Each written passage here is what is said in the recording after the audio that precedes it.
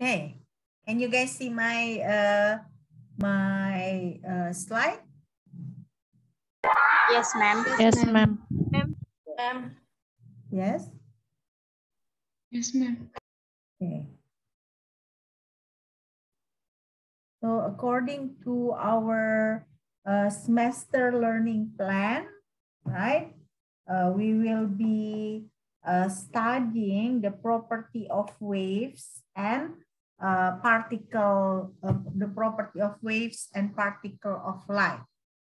So the duality property of light. So meaning light can be acting as a wave, but it could be acted also as the particles. Okay. Now, so let's start first with introduction. Yeah, with introduction. You can see here, we will studying quantum chemistry. But the other definition for quantum chemistry is quantum mechanics. Yeah, quantum mechanics. So what is quantum mechanics? Quantum mechanics is a theoretical framework. Yeah, theoretical framework, and it usually describe the behavior of matter on the atomic scale. So quantum mechanics usually dealing with a material that are in nanometer scale. Yeah, a material that are on atomic scale or nanometer scale. Sometimes atomic even in angstrom scale. Yeah, angstrom. So now let's review. 1 angstrom is equal to how many nanometer? One angstrom equal to how many nanometer?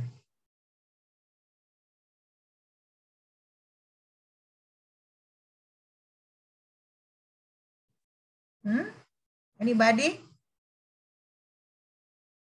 How about now 1 nanometer? 1 nanometer equal to how many meter?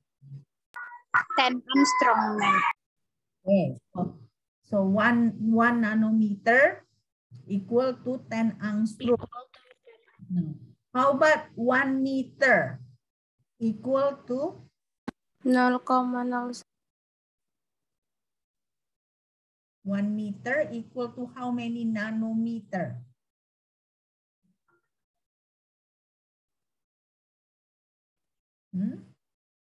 Equal to how many nanometer?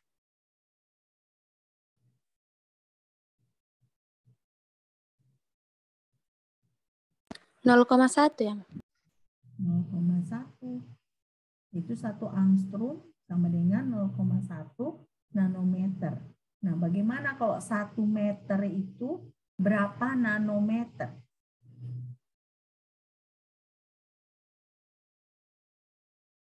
1 meter itu berapa nanometer? 1 miliar, ma'am. 10 pangkat 10 ya. Jadi 1 meter itu 10 pangkat 10 nanometer ya. Nah, jadi makanya di sini kita bisa lihat bahwa kuantum mekanik ini dia biasanya ini kita berbicara tentang materi yang ukurannya pada skala atomik. Jadi skala yang mata kita nggak bisa lihat. Ya. Nah, ini quantum mechanics ini biasanya disebut juga the most successful quantitative history in the history of science. Berarti benar-benar banyak teori-teori yang sukses dia. Suksesnya bagaimana? Suksesnya berarti teori-teori kuantum mekanik ini ketika diuji dengan berbagai macam eksperimen, ya, nah itu benar-benar bisa diverifikasi. ya, bisa diverifikasi. Berarti dia the most successful quantitative theory in the history of science. Ya, the most successful theory. Oke. Nah, sekarang the fields in chemistry. Ya, jadi has correctly predicted or explain phenomena in field as Jadi maksudnya bahwa si quantum chemistry ini banyak sudah memprediksi teori-teori dan fenomena-fenomena dari bidang kimia, ya, chemistry, elementary particle physics, berarti ilmu fisika, tapi fisika khusus untuk partikel. Karena ini kan quantum chemistry berbicara tentang ukuran yang sangat kecil. Baru solid state electronics. Nah, solid state electronics itu seperti apa? Seperti semikonduktor, ya. Semikonduktor juga kan berbicara ukuran nano. Atau molecular biology, DNA. DNA itu kan ukurannya tuh nanometer. Jadi kalau kalian berbicara DNA itu adalah sesuatu yang sangat-sangat kecil. Atau kosmologi. Kosmologi itu seperti apa? Kosmologi itu ya seperti berbicara tentang materi-materi di tata surya. Jadi quantum chemistry itu sangat luas dia teorinya menjelaskan beberapa bidang, ya, from chemistry even until cosmology. Ya, this is the fields in quantum chemistry. Nah, sekarang let's see what is application of quantum chemistry. Now, application like for example transistors, laser, computers, nuclear reactors, all of these are application of quantum theory. Ya, transistors, lasers, computers, nuclear reactors. Nah, this is application of quantum chemistry.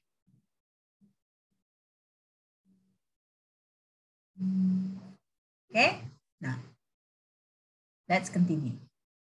Nah, let's talk about United States of America. Now, you can read in the slide here, right? 30% U.S. national gross product involves technology which is based on quantum mechanics. Jadi maksudnya apa? Maksudnya berarti 30% dari gross national product dari Amerika itu adalah teknologi yang didasarkan pada quantum mechanics. Karena kan kalau kita berbicara negara Amerika, mereka itu misalnya menghasilkan banyak produk-produk yang canggih gitu, misalnya seperti iPhone, ya kan, atau iMac, atau iPad. Nah, itu teknologi-teknologi itu semua didasarkan pada quantum mechanics, ya. Atau misalnya katalis. Nah, mereka itu termasuk negara yang penghasil katalis yang besar di dunia. Nah, katalis ini didasarkan juga pada quantum chemistry. Nah, atau semikonduktor, nah seperti kayak prosesor gitu ya, prosesor komputer kan, computer processor, all of that are based on quantum chemistry. So you can see here 30% of the US gross national product involves technology which is based on quantum mechanics, ya.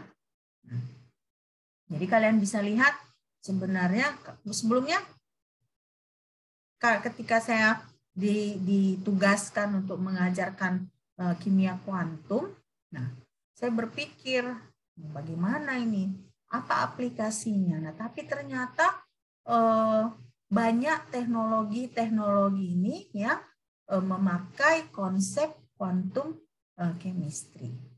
Ya. Oke.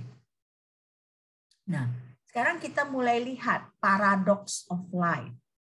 Nah, kenapa disebut paradoks? Apa itu arti paradoks?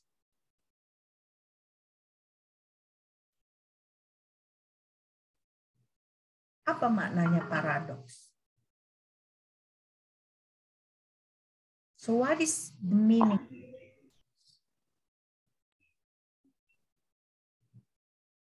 Ada statement yang berlawanan, yang bertentangan. Pernyataan yang bertentangan dengan asumsi umum. Ya.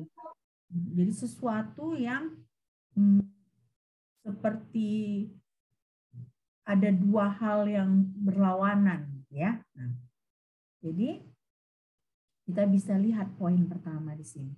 The early development of the quantum theory concern the indeterminate nature of light. Apa maksudnya indeterminate di sini?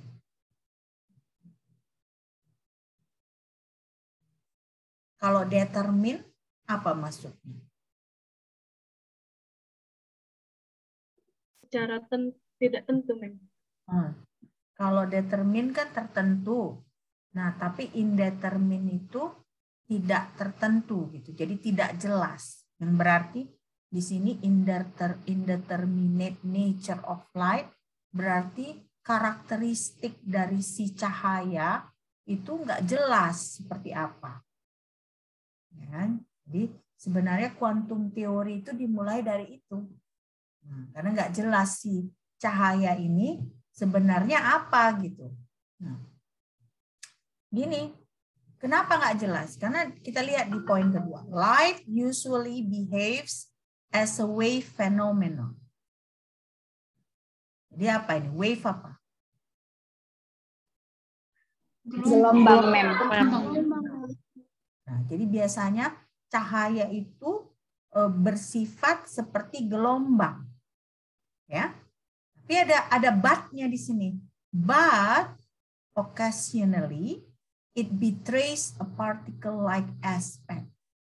Yang berarti si light ini sebenarnya karakteristiknya seperti gelombang, tetapi ada pada keadaan tertentu dia bersifat seperti partikel.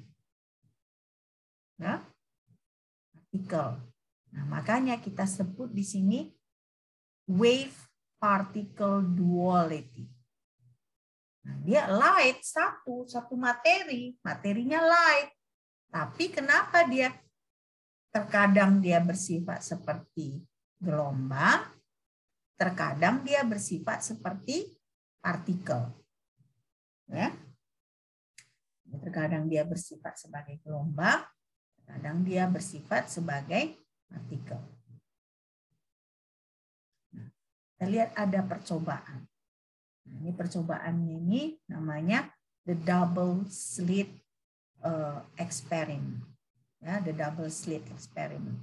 Nah, ini ada seperti apa namanya? Ini adalah percobaannya. Nah, percobaannya ini kalau kita lihat disebut a modernized version of famous double slit diffraction experiment. Nah, biasanya pertama kali itu diperform oleh Thomas Young pada tahun 1801. Ya. Nah, bagaimana percobaannya? Nah, percobaannya kalian lihat di sini ada sumber cahaya. Ya, ada sumber cahaya. Nah, ini ada dia seperti kayak celah. Nah, kan kita lihat ada di case method itu, kan kalian udah baca nggak RPS-nya? Ada di case method itu dia ada eksperimen ini nanti kan. Nah, dia ada cahaya. Nah, jadi pada ini. Nah, ketika dia gini, ya kan kalau kalian lihat ini dia merata. Ini ya. Nah, di sini dia paling jelas. Nah, makin redup, makin redup. Nah, tapi begitu dia seperti ini, double slit ini, diarahkan cahayanya kok jadi kayak gini dia. Ya, jadi kayak gini. Nah, jadi ini kita bisa lihat light from a monochromatic atau single wavelength source passes through two narrow slits and it's projected onto screen. Ya, jadi dipancarkan cahaya ke sini, nah diproyeksikan ke sini ke screen. Nah, ini dia monokromatik. Berarti dia hanya satu panjang gelombang aja, bukan banyak panjang. Kalau misalnya cahaya matahari itu kan dia banyak panjang gelombangnya, makanya kan dia bisa ada warna pelangi itu terkadang kan itu karena matahari itu dia banyak panjang gelombangnya. Tapi ini hanya satu panjang gelombang aja yang dipancarkan, ya, pada screen ini. Oke, nah sekarang prosesnya. Jadi celah, ya kan, slit, each slit by itself would allow just a narrow band of light to illuminate the screen. Ya, jadi kalau misalnya ini kan, kalau hanya satu celahnya, dia itu hanya seperti ini, ya kan? Hanya seperti ini dipancarkan. Nah, tetapi ketika dua-duanya dibuka, both slits open, a beautiful interference pattern of alternating light and dark band appears. Ya, jadi kalau kalian lihat di sini kan, ini satu aja yang dibuka, dia gini aja, satu aja gitu. Sementara begitu dua dibuka, kalau kalian lihat ada cahaya, gelap, cahaya, gelap, cahaya, gelap. Nah, inilah namanya interference. Ya, interference, diffraction. Ya, inilah namanya diffraction itu. Nah, terus kalau kalian lihat, kalau kalian perhatikan gambar ini, yang mana yang paling terang? Yang di tengah. Tengah, ya. Di tengah ini ada dua. Nah, ini yang paling terang inilah yang kita sebut maksimum interference. Maksimumnya. Ya, jadi alternate dia. Alternate itu kan maksudnya ini ada gelap, terang, gelap, terang, gelap, terang. Alternate. Ya. Nah, inilah yang kita sebut sebagai the double slit experiment. Jadi kenapa kok ketika satu aja dibuka dia seperti ini? Tapi ketika dua dibuka ini dia kok bisa ada interference? Apa yang menyebabkan si cahaya ini? So what it makes the light have a condition like this? Yeah, when you just open one slit, it only one single band. But when you open to both of the slit, it makes an interference diffraction. Yeah. Jadi to understand what is happening, so let's review some key results about electromagnetic wave. So this is the reason why people think at the beginning that light is not only acting as a wave, but also acting as a particle. First, let's see about Maxwell theory. Kalau Maxwell teori itu kan biasanya tentang elektromagnetisme, ya, elektromagnetisme. Berarti kalau di elektromagnetisme itu ada electricity, ada magnetism, ada radiation, termasuk cahaya. Berarti yang gelombang elektromagnetik itu elektrik, yang listrik itu gelombang elektromagnetik.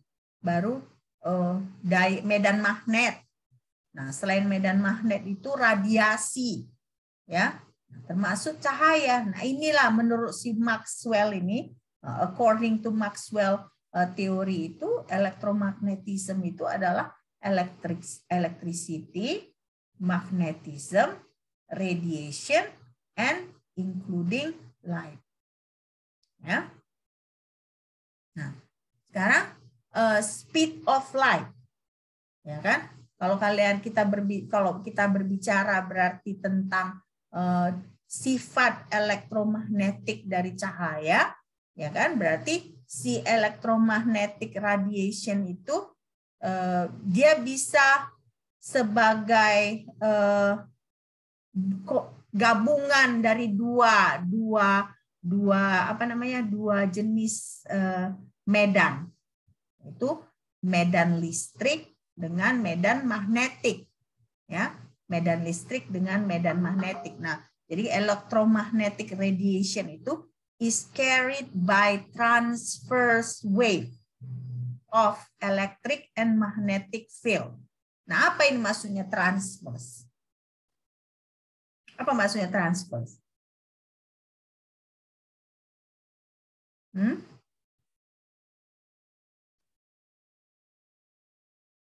Melintang memang. Melintang, nah, transfer melintang. Berarti dia seperti ada gabungan, ya, gabungan dua medan, yaitu medan elektrik dengan medan magnetik. Nah, ternyata ketika dalam kondisi vakum, ya, propagating in vacuum, nah itu ketika di kondisi vakum itu berarti kan tekanannya sangat-sangat rendah, gitu ya, tekanan sangat-sangat rendah.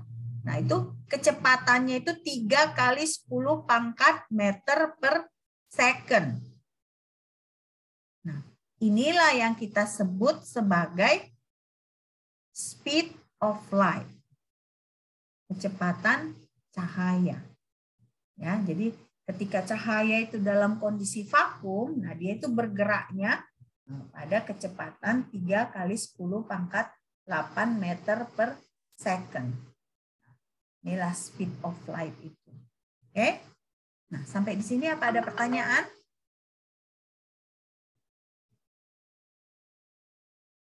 Ada pertanyaan? Masih jelas kan? Masih ya? Jelas, Ma'am. Lanjut. Nah, ini dia gambarnya dari electromagnetic wave itu. Kalau kalian lihat nih yang berdiri, ya kan? Ini dia B, ya kan? Nah, kalau yang duduk ini, yang ada gini dia ke arah sini, ini dia yang E. Berarti inilah elektrik, ya, medan elektrik. Ini medan magnet. Nah, begini dia posisi jalannya. Nah, posisi jalannya. Nah, makanya nanti ada banyak kita gabungkan dengan vektor juga gitu ya. Jadi perhitungan memakai vektor seringkali juga dipakai di quantum chemistry ya. Nah, jadi makanya E, E, and B fields. Jadi medan E dengan medan B ini dia berosilasi. Ya, berosilasi. Ya kan? Dia kan naik, turun, naik, turun. Nah, yang B, yang E juga seperti itu kan, ini ke sini, ke sini, ke sini. Jadi ada sumbunya, ya. Mereka bergerak melalui sumbu ini, walaupun arahnya berbeda. Kalau si B dia ke atas ke bawah, nah si E ini dia ke kanan, ke kiri lah kalau kita bilang ya. Nah, kalau kita nah, kalau kalian lihat di sini dari puncak yang ini ke puncak yang ini, kita sebutlah itu panjang gelombang atau lambda. Ya, panjang gelombang atau lambda. Nah, jadi ini dia mereka bergerak berdasarkan sumbu X, Y, and Z. Ya, X, Y, and Z. Nah, ini the magnitude of E and B are proportional. Nah, apa maksudnya proporsional? Berarti berbanding lurus, ya. Ini kan B, ini E. Jadi makanya di sini B itu sama dengan E dibagi C. E dibagi C. Ya. Nah, ini dia dalam satuan SI. Ya.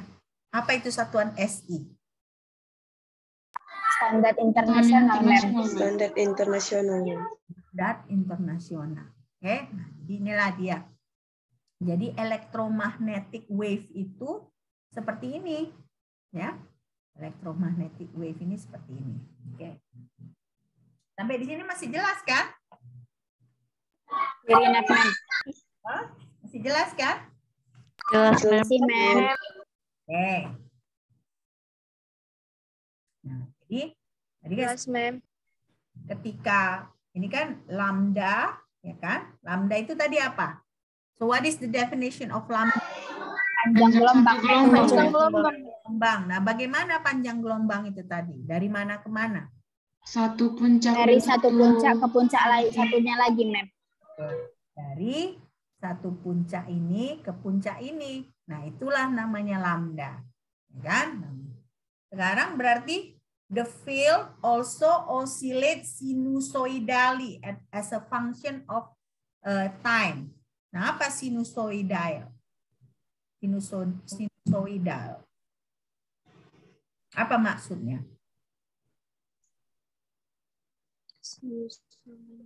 Sinusoidal itu apa maksudnya? Gelombang sinus, ma'am. Gelombang sinus, seperti sin ya. Seperti sin dia ya. Nah, seperti sin. Nah, sinusoidal. Oke. Nah, sekarang kita lihat equation 1. Ya.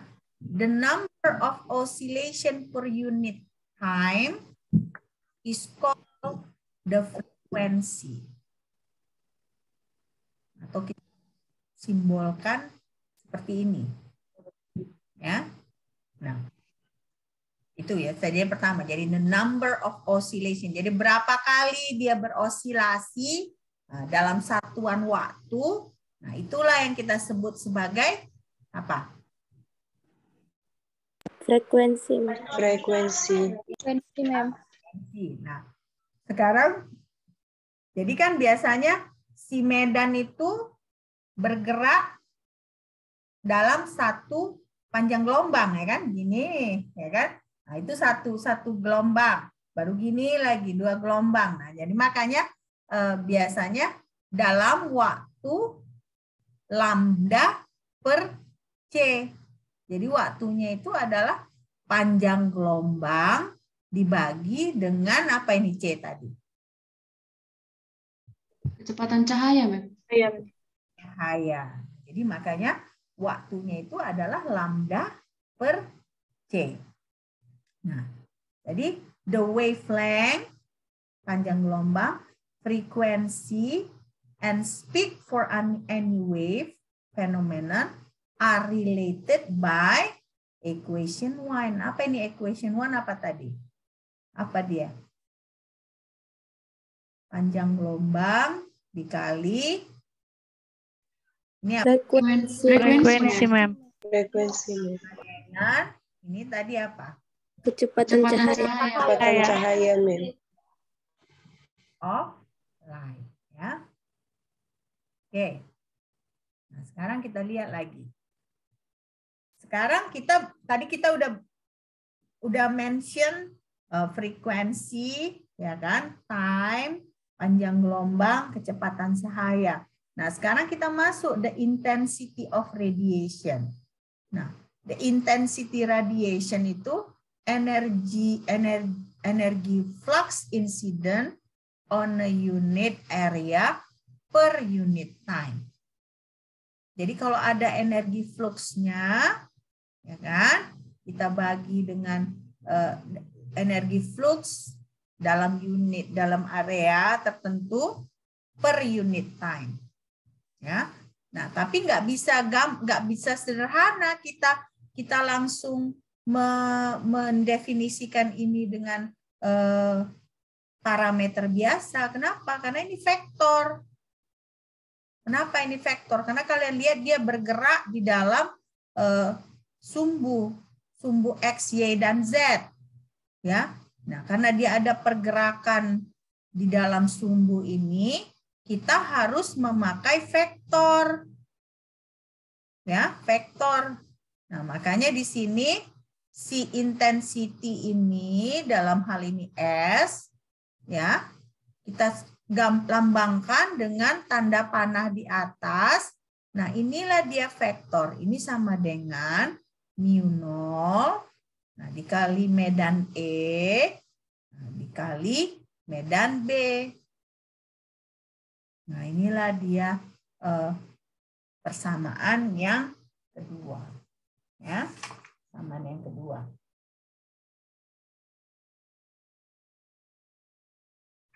Ya.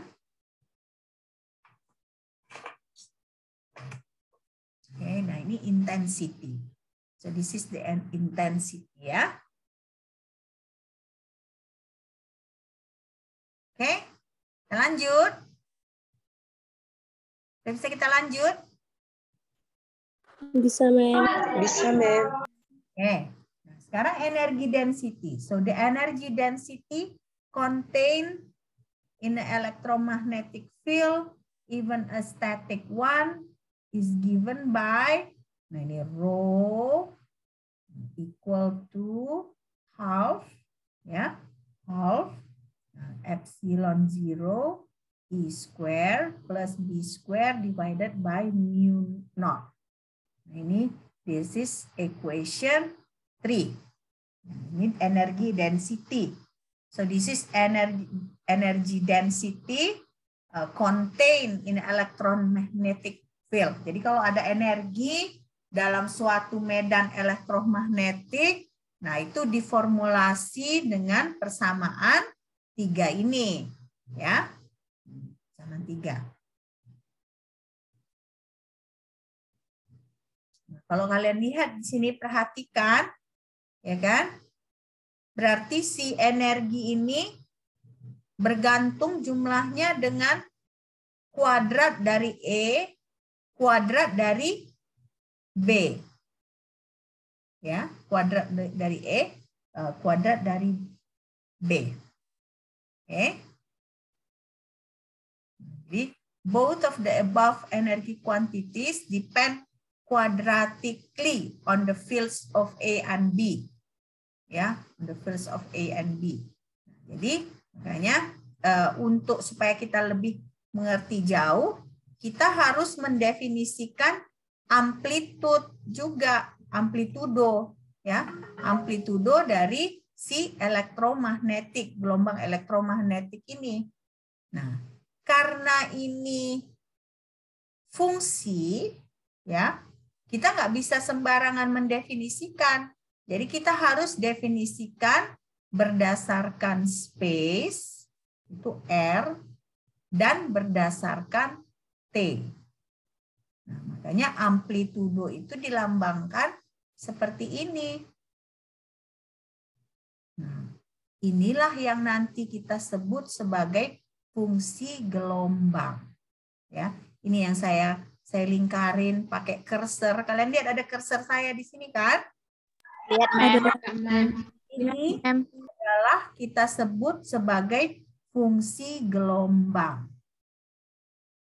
Ya, fungsi gelombang. Nah, fungsi gelombang itu didefinisikan pakai persamaan 4 ini.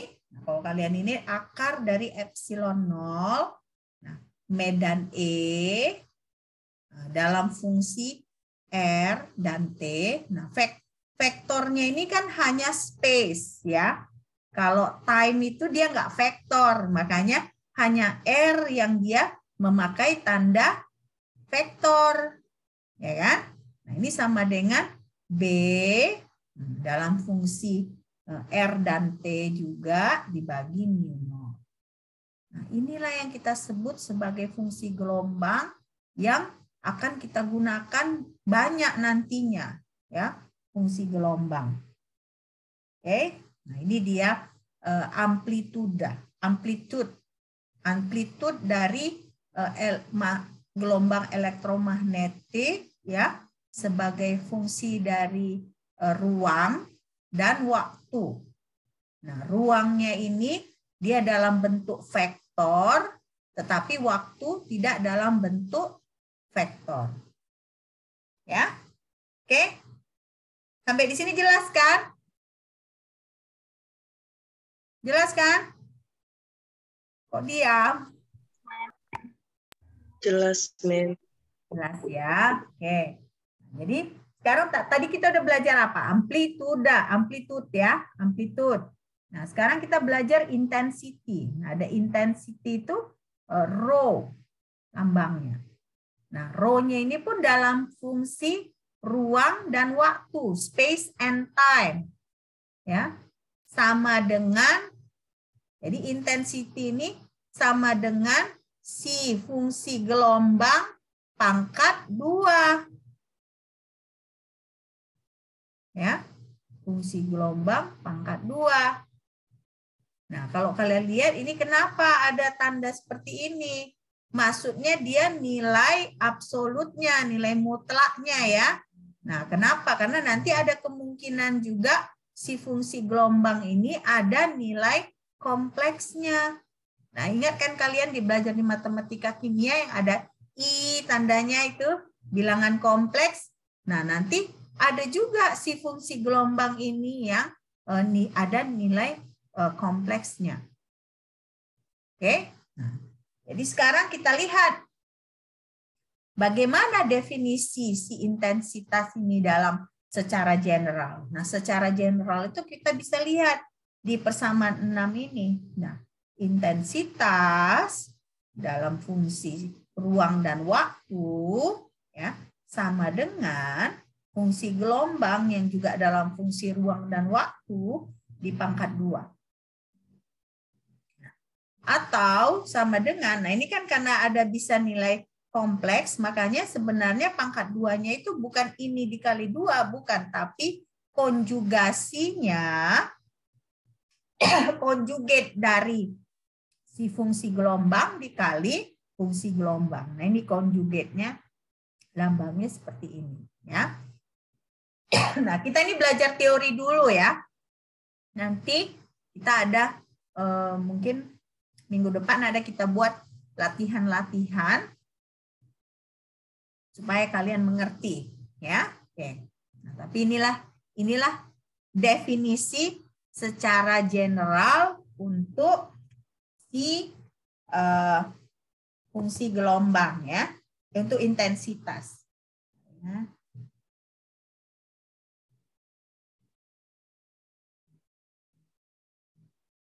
Oke.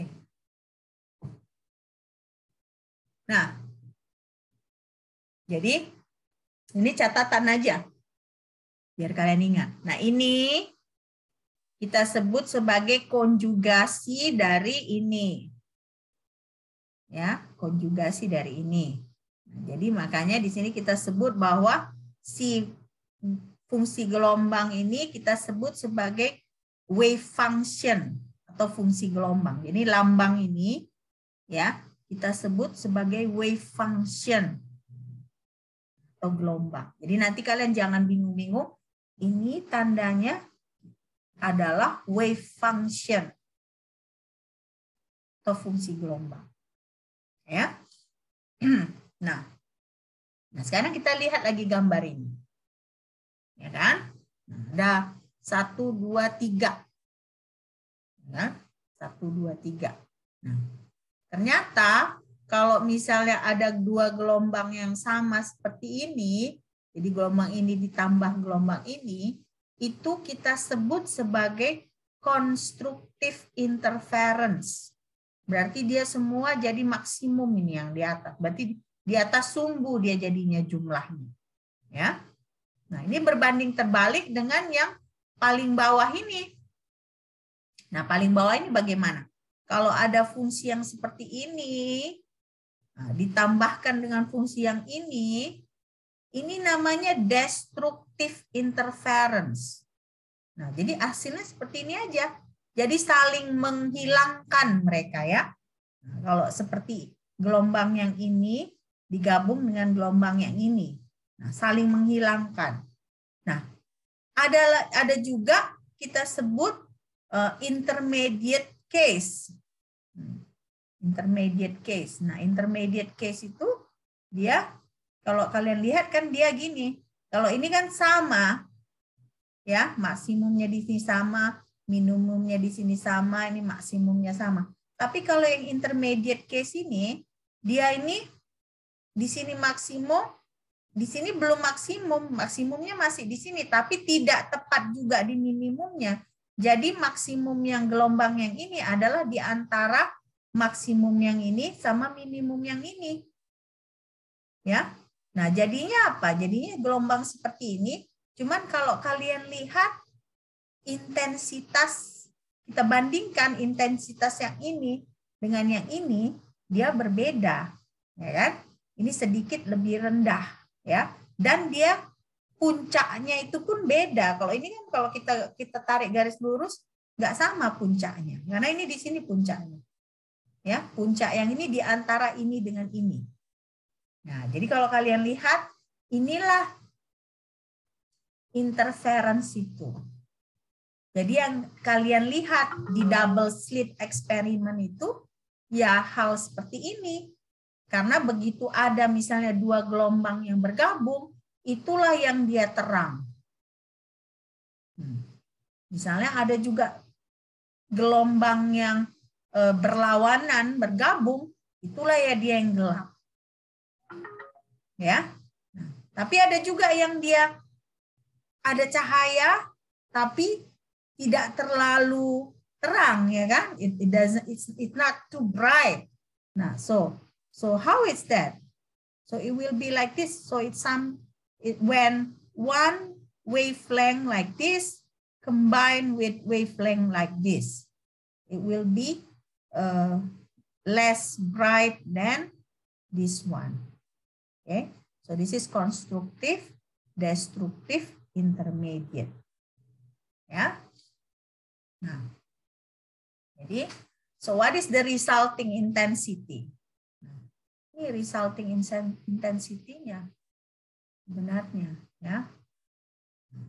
Jadi rho sama dengan equal to wave function square. Ya.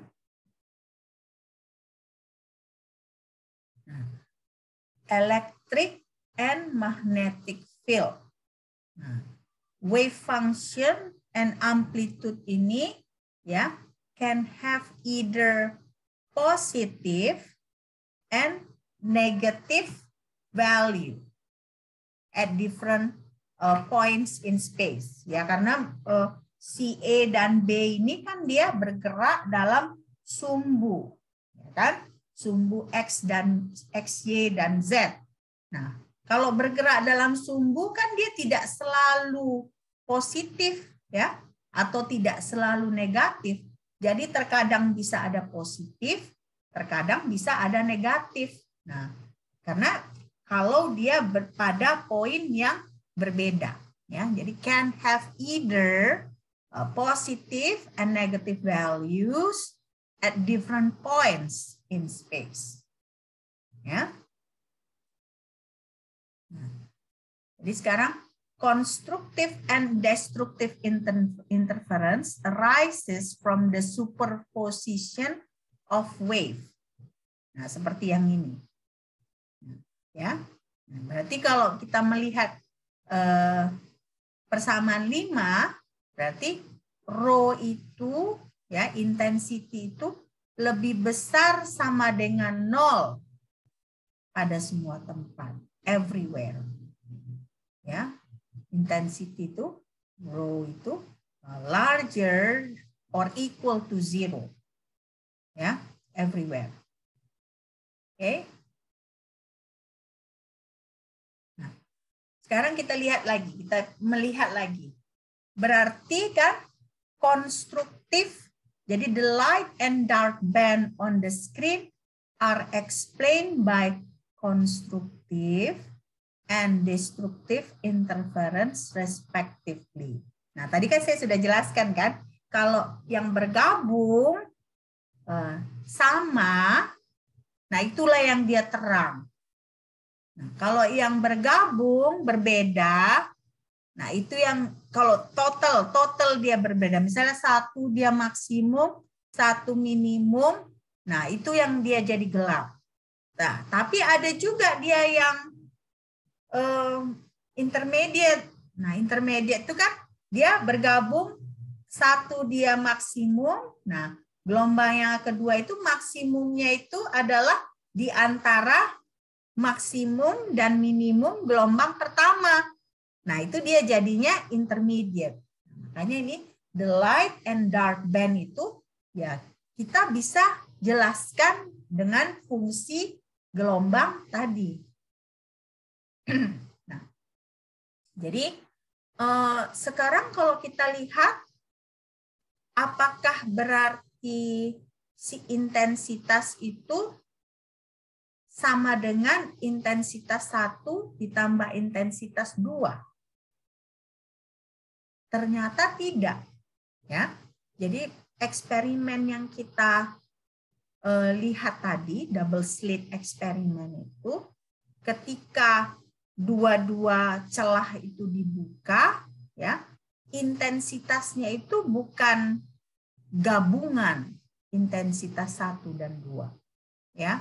Tapi yang lebih tepat itu adalah amplitudanya yang bergabung.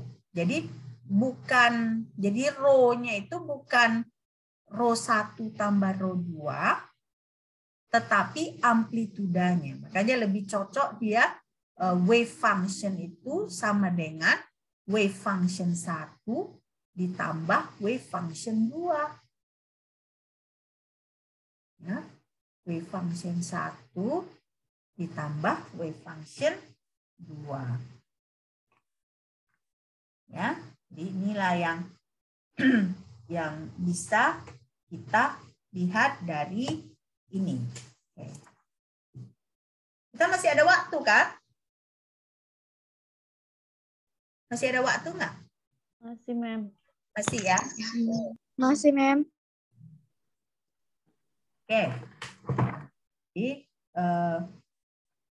jumlah dari, jadi intensitas itu ya, walaupun yang terang itu bukan berarti dia jumlahnya double gitu, enggak ya. Jadi terang itu lebih kita lihat karena ada penambahan amplituda, amplitudanya. Oke. Nah, sekarang kita lihat, berarti rho ini ya kan lebih itu sama bukan rho 1 tambah rho 2, tapi rho itu adalah sama dengan rho square. Wave function square. Nah, ini sama dengan wave function 1 pangkat 2, nah, ditambah wave function 2. Ini saya salah ketik. Sorry ya. Wave function 2 pangkat 2 tambah 2 wave function 1 dikali wave function 2. Nah, jadi kalau ada yang ini ya, kalau ada yang ini, nah inilah sebenarnya yang menyebabkan apakah ada konstruktif atau interference. Ya. Bagaimana? Kenapa ini bisa menyebabkan itu konstruktif atau interference? Adalah jika misalnya si amplituda ini berbeda tanda. Kalau satu positif atau satu negatif atau sama tandanya. Jadi kalau misalnya amplitudanya ini sama tandanya, kalau sama-sama positif gitu misalnya, atau sama-sama negatif, nah inilah yang disebut konstruktif interference. Karena kalau negatif sama negatif toh jadi positif, ya kan? Positif dengan positif dia jadi positif, ya. Makanya kalau misalnya sama sign-nya, nah itu dia konstruktif interference. Ya. Nah, bagaimana kalau berbeda? Nah, kalau berbeda berarti kalau misalnya amplitude 1 berbeda tandanya dengan amplitude 2, nah itulah yang destructive sign. Ya, destructive sign. Nah, ini misalnya contoh seperti ini. Amplitude 1 sama dengan negatif amplitude 2. Nah, ini berarti si gelombangnya ini saling mengcancel. Ya, saling meniadakan. Jadi makanya gelap di dalam layar itu adalah jika si amplitude 1 berbeda tandanya dengan amplitude 2. Ya. Jadi sekarang kalian udah jelas kan double slit eksperimen ini ya? Udah jelas kan? Jelas nggak? Hah? Kok diem? Kok diem? Jelas, Jelas ya? Okay, good. Nah, sekarang kita lihat. Dari tadi kita bicara cahaya sebagai fungsi apa? Gelombang, Mem. Gelombang, masih gelombang kan? Sekarang kita lihat wave particle duality-nya. Nah, jadi ini di interference fenomena interference ini dimulai dari pekerjaan yang namanya ilmuwan Young, ya, Fresnel. Nah, pekerjaan ini dimulai pada abad 19, awal abad 19, ya. Nah, jadi di situ mereka melihat bahwa si cahaya itu sebagai gelombang, ya. Mereka masih melihat cahaya sebagai gelombang. Nah, tetapi ya, pada abad sebelumnya si Newton itu melihat cahaya bukan sebagai gelombang. Ya, bukan sebagai gelombang. Lanjut lagi. 1 abad kemudian, kalau kita melihat cahaya hanya sebagai gelombang, ini nggak bisa menjelaskan fenomena black body radiation dengan photoelectric effect. Nah, dari situ mulailah ilmuwan berpikir kembali. Lah, kalau memang cahaya sebagai gelombang, kenapa ada black body radiation? Kenapa ada photoelectric effect? Ya, nah, jadi situ udah mulai lagi ada diskusi antara ilmuwan. Nah, berarti ada kemungkinan si cahaya ini tidak melulu sebagai gelombang. Nah, di situ mulai para ilmuwan memikirkan bahwa ada pada keadaan tertentu si cahaya ini dia bersifat seperti partikel, ya, karena timbul black body radiation dengan photoelectric effect, ya. Nah, jadi mulailah ada percobaan ini. Nah, percobaan apa ini? Percobaan ini adalah disebut scintillation observed by dimming laser intensity by several order magnitude. Ya. Nah, jadi tadi sumber cahaya dengan 1 panjang gelombang, monochromatic wave light. Sekarang kita lihat dulu kok kalau ada percobaan ini bukan band dia, bukan pita-pita kayak tadi kan, bukan ada interference. Dia malah ada titik-titik. Ya, malah ada titik-titik. Nah, disinilah buktinya bahwa si cahaya dia tidak hanya bersifat seperti gelombang, tetapi kalau ditweak satu kondisinya, dia adalah partikel. Nah, dalam hal ini adalah foton. Ya, dalam hal ini foton. Jadi makanya berdasarkan banyak eksperimen, ketahui bahwa si cahaya ini ada 2 sifatnya. 1 sebagai gelombang.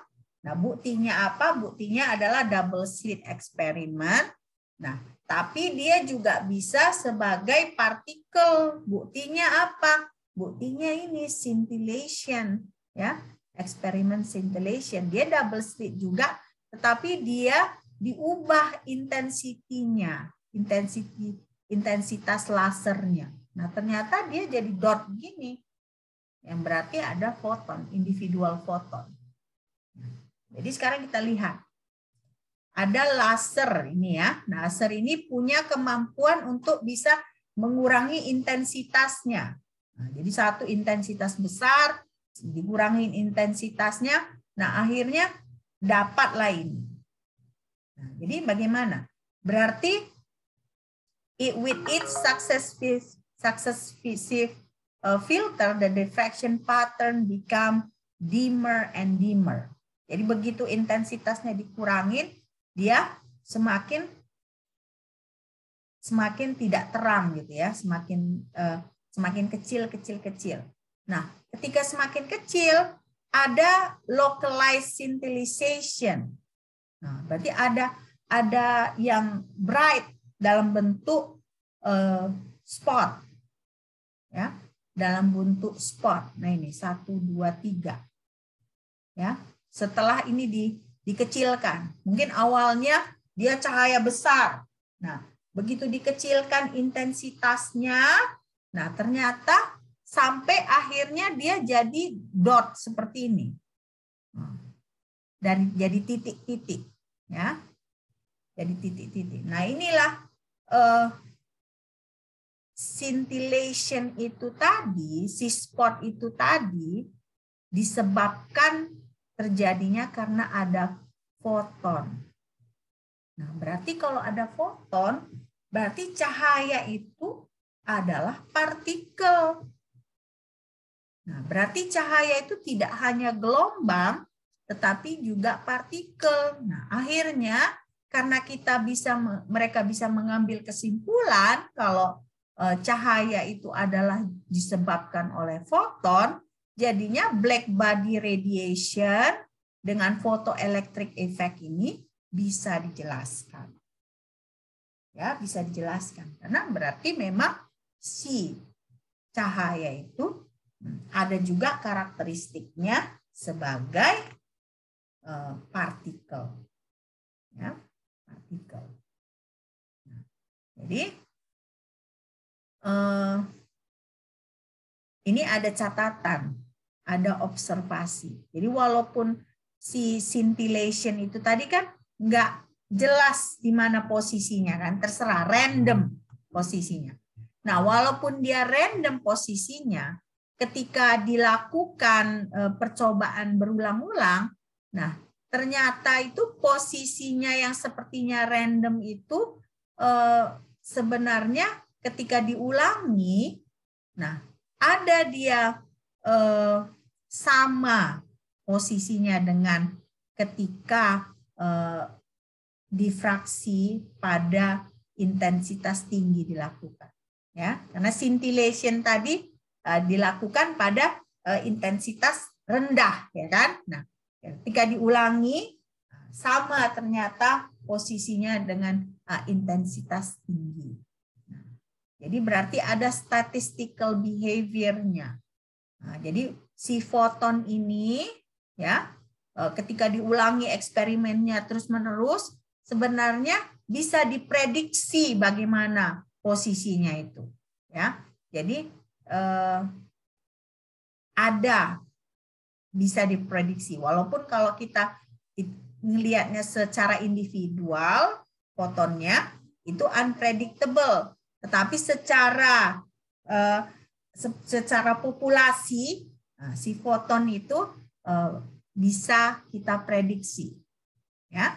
Nah, jadi wave particle duality itu berarti apa maksudnya? Maksudnya berarti individual foton itu dia seperti partikel, ya, seperti partikel. Tetapi kalau keseluruhan gabungannya, nah itulah dia yang seperti wave, ya, seperti wave. Jadi makanya si cahaya ini, ya, bisa sebagai gelombang, bisa sebagai partikel, Karena ternyata kan dia si cahaya ini terdiri dari foton. Nah, foton itu yang secara individual dia behave seperti partikel. Nah, tapi kalau dia bergabung ya, nah dia itu behave sebagai gelombang ya. Jadi makanya under appropriate circumstances light can behave as a wave or as a particle. Nah, ini kita lihat black body radiation and photoelectric effect. Nah, jadi kalau Planck itu kan dia black body radiation, Einstein photoelectric effect. Nah, berarti kalau kita gabungkan ini sama dengan E sama dengan H dikali frekuensi. Ya. H ini adalah konstanta Planck ya. Konstanta Planck itu 6,626 dikali 10 pangkat negatif 34 joule second. Nah, ini kita sebut sebagai konstanta Planck. Ya, konstanta Planck. Jadi energi sama dengan energi foton ya. Energi foton itu sama dengan konstanta Planck dikali frekuensi. Ya, ini ingat tadi kan kita V-nya itu frekuensi. Nah, frekuensi tadi sama dengan apa? Frekuensi sama dengan apa? V. P. Sama dengan H dibagi lambda. Ini ada kita lihat ini kan. P sama dengan H dibagi lambda. Ya. Jadi makanya akhirnya bisa kita gabung foton sama dengan ini, dengan foton, energi foton dengan panjang gelombang. Oke. Nah, ini memang masih banyak, tapi kita hentikan ya. Kita hentikan dulu. Nah, kita sambung minggu depan karena kalian nanti mabok kali ya kalau terus-terusan kita pelajarin ya. Kalau kita terus-terusan diskusi, kalian mungkin nanti bisa malah nggak masuk. Kita udah ada sejam kan kita bertemu ini ya. Sudah, Mem. Sudah ya. Nah, sampai di sini ada pertanyaan? Mem, Feby want to ask. Huh? Yes, please. Jadi kan yang Mem katakan tadi bahwa sifat dari cahaya ini dia bisa sifat gelombang dan sifat partikel. Nah, untuk mengetahui sifat partikelnya itu kan kita bisa kalau misalnya ada foton, maka cahaya itu bersifat partikel gitu kan, Mem. Nah, Mem katakan juga tadi bahwasanya foton ini bisa kita prediksi. Nah, yang ingin Feby tanyakan, alat untuk memprediksi foton itu apa ya, Mem? Di sekitar kita atau itu harus diprediksi lewat laboratorium gitu, Mem? Terima kasih, Mem. Harus laboratorium, ada alat-alatnya ya. Nah, banyak alat-alat itu yang dia memakai foton gitu. Jadi untuk mempelajari foton. Jadi nanti di pelajaran selanjutnya nanti akan ada kita pelajari alat-alat di mana si quantum chemistry ini bisa dijelaskan dengan lebih jelas. Misalnya contohnya X-ray, foton, elektron spektroskopi. Nah, ini nanti di situ photoelectric effect itu jadi konsepnya, gitu ya. Jadi makanya foton itu nggak bisa kita prediksikan. Jadi quantum chemistry ini sebenarnya eksperimennya nggak ada di Unimed ya, nggak ada. Nah, karena kenapa? Karena alat-alatnya harus alat-alat yang misalnya harus ada sumber energi 12 kilovolt. Bayangkan 12 kilovolt. Supaya kita bisa generate foton ini 12 kilovolt. Nah, jadi makanya alatnya complicated. Tapi nanti kalau ada gambar-gambar alat, saya bakal tunjukkan ke kalian biar kalian ada gambaran seperti apa. Ya, sudah jelas, Feby? Baik, Mem. Thank you. Ada pertanyaan lain? Thank you, Mem. Siapa ini? Siapa yang bertanya? Nggak ada ya? Mem, izin bertanya, Mem. Siapa? Jayanti. Cecil, Mem. Oh, Cecil. Kenapa Cecil? Apa yang mau ditanyakan? Tadi, Mem, mengenai cahaya sebagai gelombang itu, Mem. Itu Mem ada bilang space, ruang kan, Mem. Itu maksudnya ruang di sumbu X, Y, Z-nya itu atau antar gelombang atas bawah itu, Mem? Enggak. Di ruang di sumbu X, Y, Z. X, Y, Z itu space-nya ya. Sumbunya itu space-nya. Makanya dia vektor kan. R-nya kan tadi vektor kan. Karena dia ruangnya itu sumbu X, Y, dan Z-nya. Oke? Thank you, Mem. Oke, ya udah. Kalau tidak ada pertanyaan lagi, kita lanjutkan minggu depan. Nah, saya harap kalian terlihat. Nah, jadi kalau kalian lihat, quantum chemistry ini bukan mata kuliah yang gampang, tapi kalau pelan-pelan kita pelajari ya, tentunya jangan buru-buru, pelan-pelan gitu ya, dari satu poin ke poin lain. Bukan mustahil kita mengerti ya, tapi ya itu kita nggak bisa buru-buru mempelajarinya. Jadi nanti pun di rumah ini saya upload langsung ke Sikda. Nah, kalian bisa baca lagi. Nah, kalian juga bisa nonton videonya ini ya. Nanti saya rekam ya kan. Nah, kalian saya upload di YouTube. Kalian bisa kalau ada yang nggak jelas kalian bisa lihat lagi. Oke? Ya. Kalau tidak ada pertanyaan, kita sambung minggu depan. Oke? Sampai jumpa. Thank you, Mem. Thank you, Ma'am. Oke, bye. Thank you, ma'am.